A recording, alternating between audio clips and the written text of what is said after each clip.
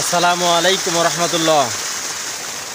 আমরা মুখেই যতই বলি না কেন, মাটি বাঁচলে কৃষক বাঁচবে, কৃষক বাঁচলে দেশ বাঁচবে, কিন্তু মূলত কৃষককে নিয়ে ভাবার মতো কেউ নাই। আপনি কি খেয়াল করে দেখেছেন, গত জুলাই থেকে জুলাই পর্যন্ত কৃষকের উন্নতির জন্য কেউ কাজ করে গিয়েছে? বা দেখেছেন কোনো কীটনাশক বা সারের দাম কমেছে এখন পর্যন্ত? কিন্তু দেখেন, কৃষকে উৎপাদনকৃত যে সব শস্য, কাঁচামাল দ্রব্য, সব কিছুর দামই কিন্তু কম।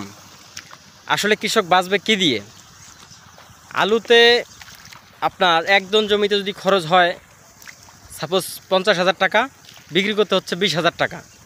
কিন্তু আসলে সার ও কীটনাশকের দাম যদি না কমে, কৃষক এক সময় চাষাবাদ ছেড়ে দেবে। তখন আবারই দ্রব্যমূল্য ঊর্ধ্বগতি দেখা দিবে, তখন আবারও দেশে একটা বিশৃঙ্খলা সৃষ্টি হবে। কিন্তু আমাদের উচিত কি ছিল না যে কৃষকের জন্য একটু ভেবে দেখা, কীটনাশক, সার, ওষুধ এসবের দাম কমিয়ে দেওয়া? ধন্যবাদ, আশা করি সবাই বুঝতে পেরেছেন। আসসালামু আলাইকুম রহমতুল্লাহ। আমরা মুখেই যতই বলি না কেন, মাটি বাঁচলে কৃষক বাঁচবে, কৃষক বাঁচলে দেশ বাঁচবে, কিন্তু মূলত কৃষককে নিয়ে ভাবার মতো কেউ নাই। আপনি কি খেয়াল করে দেখেছেন, গত জুলাই থেকে জুলাই পর্যন্ত কৃষকের উন্নতির জন্য কেউ কাজ করে গিয়েছে?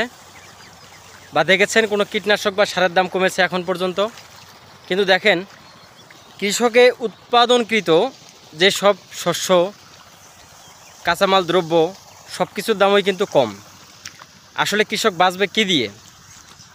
আলুতে আপনার একদম জমিতে যদি খরচ হয় সাপোজ 50,000 টাকা, বিক্রি করতে হচ্ছে 20,000 টাকা। কিন্তু আসলে সার ও কীটনাশকের দাম যদি না কমে, কৃষক এক সময় চাষাবাদ ছেড়ে দেবে।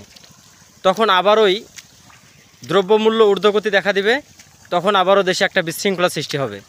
কিন্তু আমাদের উচিত কি ছিল না যে কৃষকের জন্য একটু ভেবে দেখা, কীটনাশক, সার, ওষুধ এসবের দাম কমিয়ে দেওয়া?